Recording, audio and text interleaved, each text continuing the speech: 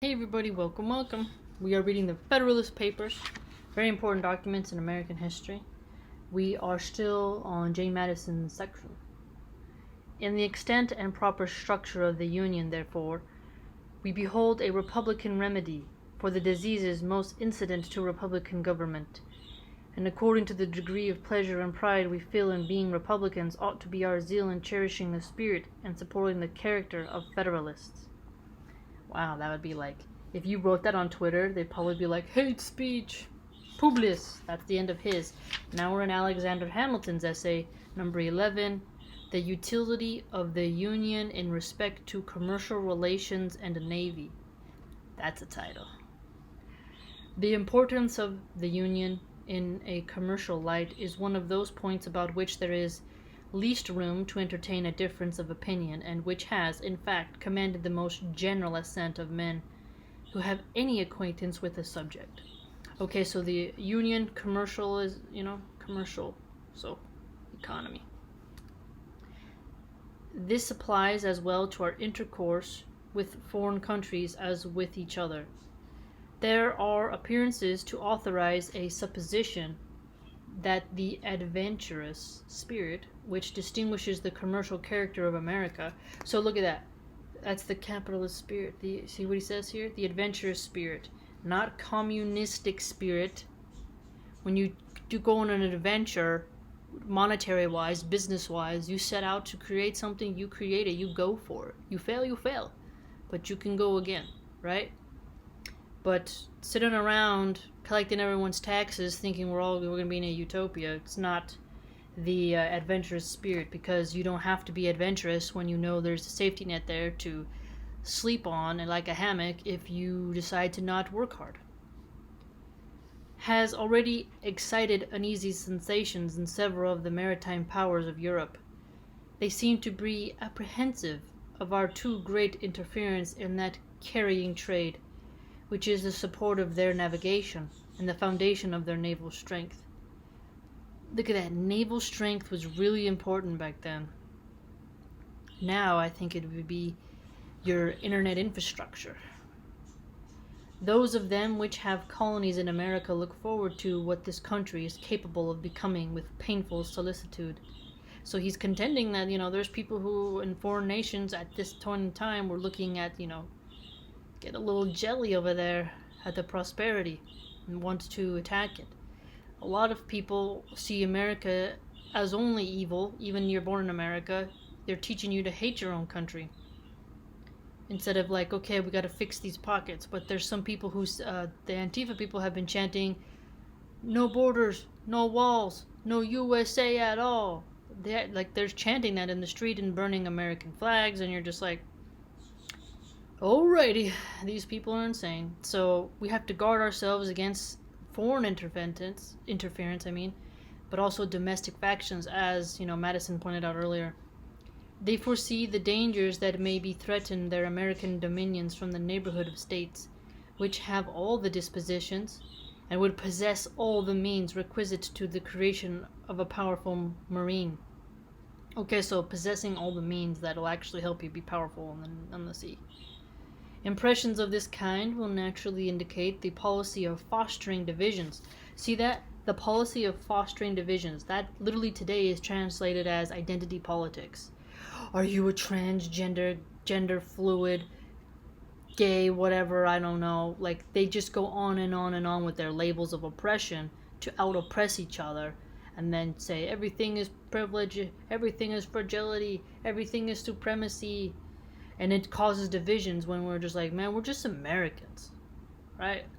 We're just Californians. We're just Minnesotans, right? We're just, San Diegites, or whatever. You see what I mean? Utahns. Wow. And of depriving us as far as possible of an active commerce in our own bottoms.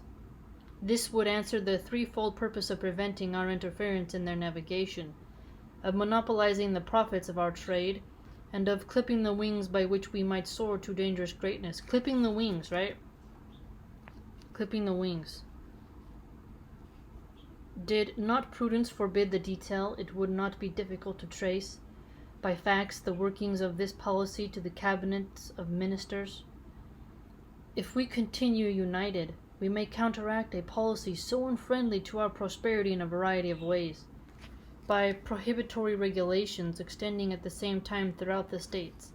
We may oblige foreign countries to bid against each other for the privileges of our markets. Okay, look at that. So we may oblige foreign countries to bid against each other for the privilege of our markets. Make them compete to access to us. This assertion will not appear chimerical. Chimerical? You know, the monster, the chimera? To those who are able to appreciate the importance to any manufacturing nation of the markets of 3 millions of people, increasing in rapid progression. Well, our manufacturing is pretty dead. China does most of our medication manufacturing and electronics. So there's that. For the most part exclusive, because we've gone to a service economy. Part exclusively addicted to agriculture, and likely from local circumstances to remain in this disposition. Well, Mexico was addicted to agriculture, and it was part of their culture, and it was a beautiful thing, and that got destroyed, and it caused the cartels to rise in mass economic migration. So, and the immense difference there would be to the trade and navigation of such a nation, between a direct communication in its own ships and an indirect conveyance of its products and returns to and from America in the ships of another country. In the ships of another country. That's interesting. Yeah, American products, I don't know, do they don't just get shipped on American ships, do they? When they export? That'd be very cool. I wonder if you just put the products at the port and they load it into, like, let's say if it's Australia's or something. I don't know. That's a good question. Probably not now. There's probably private companies who do it. Oh, that'd be a cool thing to Google and learn about. Suppose, for instance, we had a government in America capable of excluding Great Britain, with whom we have a present no treaty of commerce. Treaty of commerce. From all our ports, what would be the probable operation of this step upon her politics? Would it not enable us to negotiate with the fairest prospects of success for commercial privileges of the most valuable and extensive kind in the dominions of that kingdom? That's an interesting thing to think about, commercial privileges within nations. When these questions have been asked upon other occasions, they have received a plausible, but not a solid or satisfactory answer. It has been said that prohibitions on our part would produce no change in the system of Britain, because she could prosecute her trade with us through the medium of the Dutch. Oh, okay, yeah. Who would be her immediate customers and paymasters. Okay, customers, paymasters.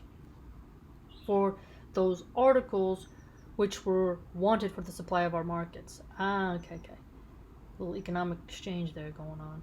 But would not her navigation be materially injured by the loss of the important advantage of being her own carrier in that trade? So being one's own carrier in the trade markets?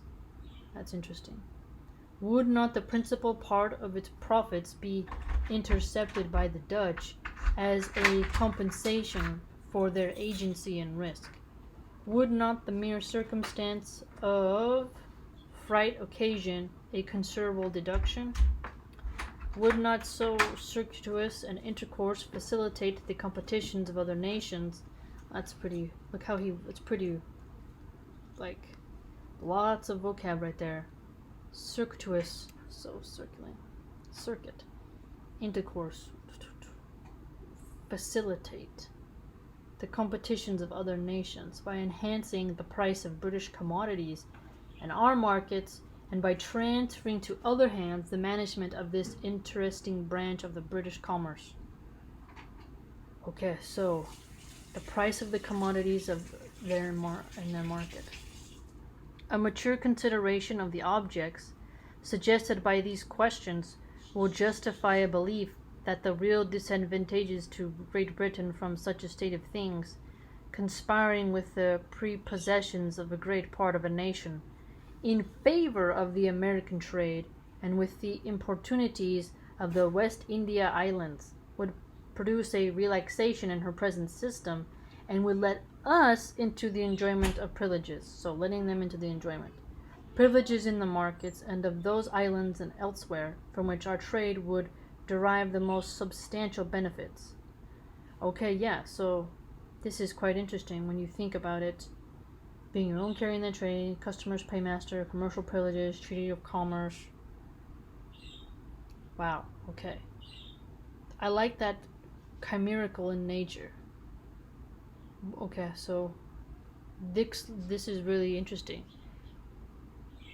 We could totally compare what he's saying about maritime commerce to today, because I don't really see a lot of whole journalistic reports on that. So that'd be a cool thing to investigate to see what he's saying if it bears true.